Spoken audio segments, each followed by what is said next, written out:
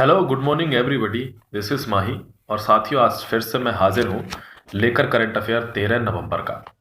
दोस्तों, सबसे पहले आगे बढ़ने से पहले इसको रिवाइज करेंगे। करंट अफेयर को 50 सेकेंड्स के अंदर इसको रिवाइज कर लेते हैं और उसके बाद देखते हैं कि आज का 13 नवंबर का जो इंपॉर्टेंट करंट अफेयर है वो क्या कहता है। चलो साथियों, रिवाइज कर लेते हैं इसको। सबसे पहला क्वेश्चन जो मैंने आपको कल पढ़ाया था कि आज के दिन यानी 11 नवंबर को देश भर में किस दिवस के रूप में मनाया जाता है, तो वो राष्ट्रीय शिक्षा दिवस था। दूसरा क्वेश्चन देखेंगे, राष्ट्रपति रामनाथ कोविंद आज सभी राज्यपाल एवं उपराज्यपाल के साथ सम्मेलन की अध्यक्षता करेंगे, तो वो 51वां सम्मेलन था।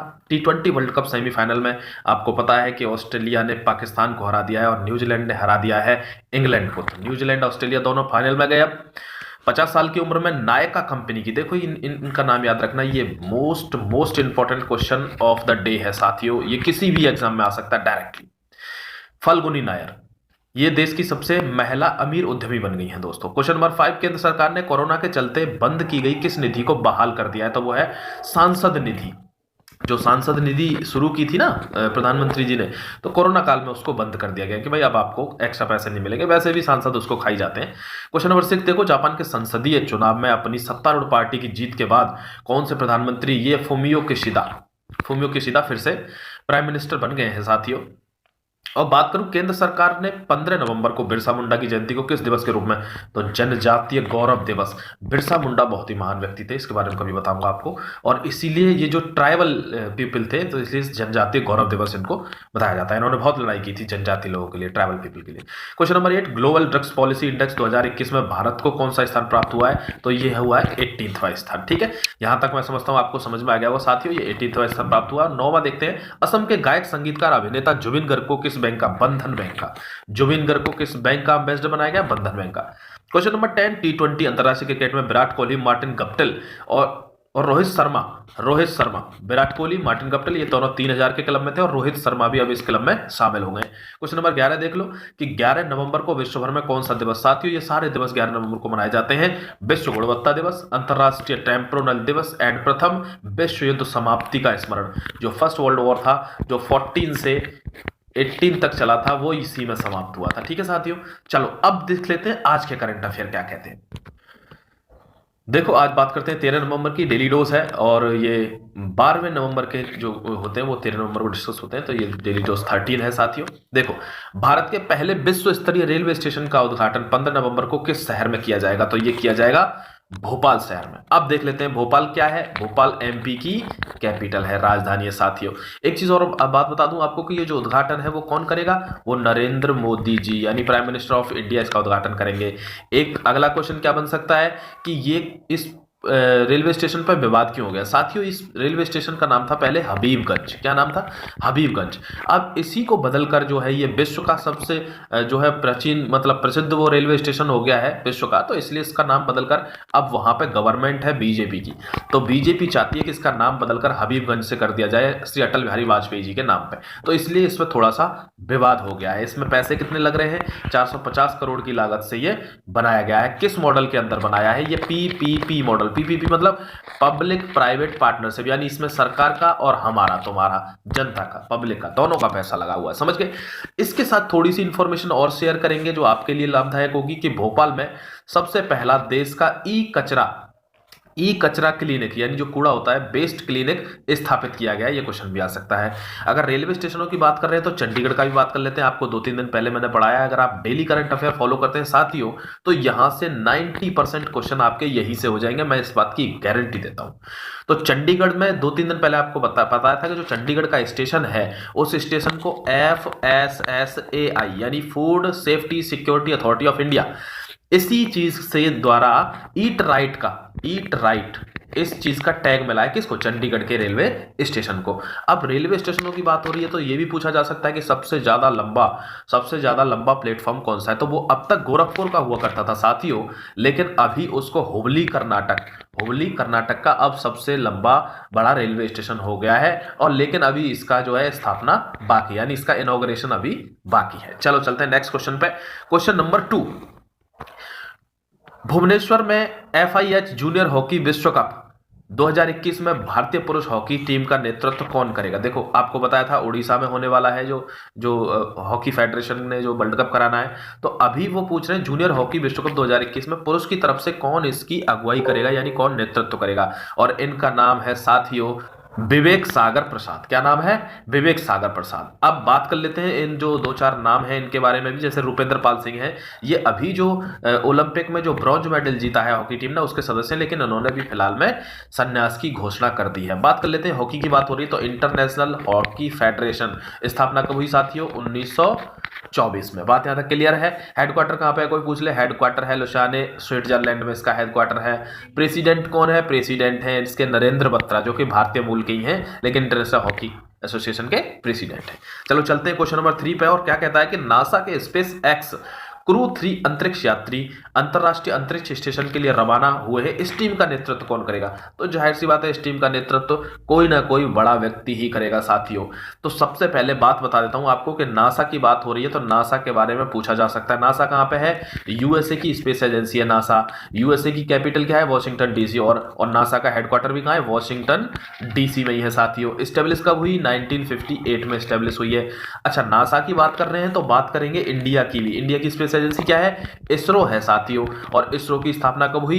1969 में, 1996 में। तो हम ज्यादा पीछे नहीं है, ये लोग तो डेवलप्ड हैं, तब 1958 में बना पाए, हम लोगों ने 1969 में ही बना लिया था।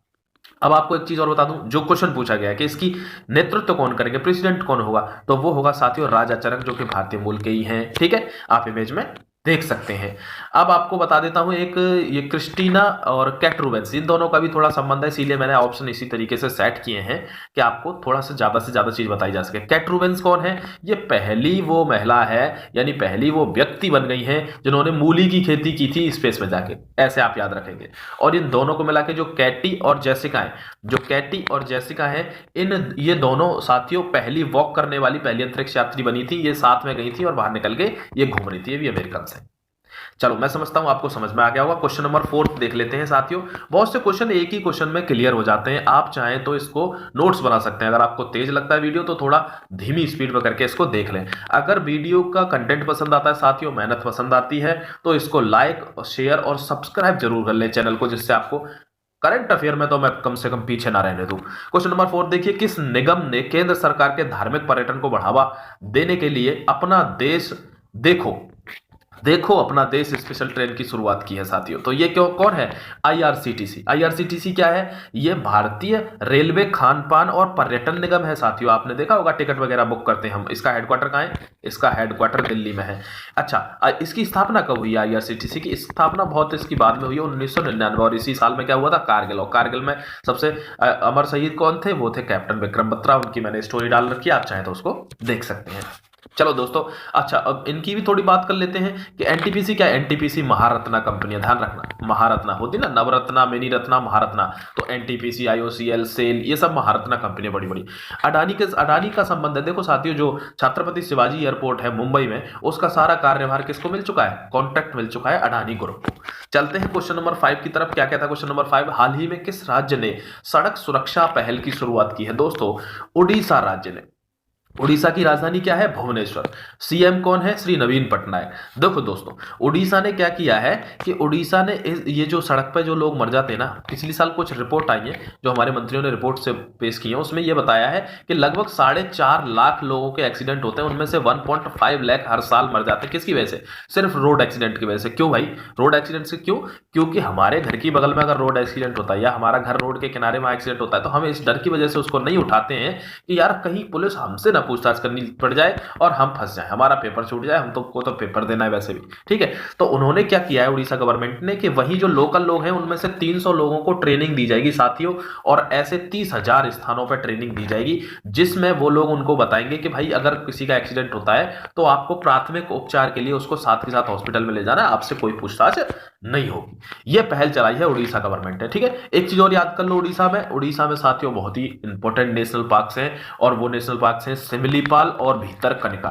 ठीक है, यहाँ पे ऑलिव रिडली टर्टल्स यहीं पे मिलते हैं। यूपीएससी में कई बार क्वेश्चन पूछा जा सकता है, और आपके वनडे में तो पूछा जा सकता है। एक क्वेश्चन और पूछा जा सकता है कि कंधमाल हल्दी कहाँ की है जिसको जीआई टैग मिला है? वो उड़ीसा की ही है। वही तो मैं आपको बता रहा हूं कि वो भी उड़ीसा की है। चल अब चलते हैं साथियों क्वेश्चन नंबर 6 की तरफ। क्या कहता है, किस देश में अपने राष्ट्रपति के अधिकार को बढ़ाते हुए ऐतिहासिक प्रस्ताव पारित किया है? ऐसे काम तो एक ही आदमी करता है और वो है चाइना। चाइना क्या है साथियों, ये ऑटोक्रेटिक कंट्री, एक तरह से आप कहते हैं कम्युनिस्ट लोग हैं, वहां पर डेमोक्रेसी नहीं है। देखो कैसे देश में अंतर है कि हमारे यहाँ पर सरकार को क्रिटिसाइज कर सकते हैं, हमारे पास अधिकार है, लेकिन चाइना में नहीं कर सकते। अब उन्होंने क्या किया है, एक प्रस्ताव पारित किया, उन्होंने कहा है कि भाई लगभग 2036 तक यही रहेगा बंदा, ये जो शी जिनपिंग है, जी जिनपिंग, इसको इन्होंने एक अधिकार दे दिया है। यही सेम चीज कुछ दिन पहले रशिया में आई थी और उन्होंने व्लादिमीर पुतिन के लिए कहा था साथियों कि ये 2036 तक प्रेसिडेंट रह सकते हैं, यानी ऑल अबाउट रशिया के मालिक रह सकते हैं। वैसा ही मिला जुला जो एक प्रस्ताव है वो इन्होंने भी पारित कर दिया, चाइना गवर्नमेंट ने। इनकी आदत है नकल करने की, सस्ता सामान बेकार सामान। चलो चलते हैं नेक्स्ट और देख लेते हैं क्वेश्चन नंबर 7 क्या कहता है मेरे दोस्तों। और क्वेश्चन नंबर 7 कहता है कि हाल ही में विश्व निमोनिया दिवस, आप फिगर में देख सकते हैं, विश्व निमोनिया दिवस कब मनाया जाता है दोस्तों?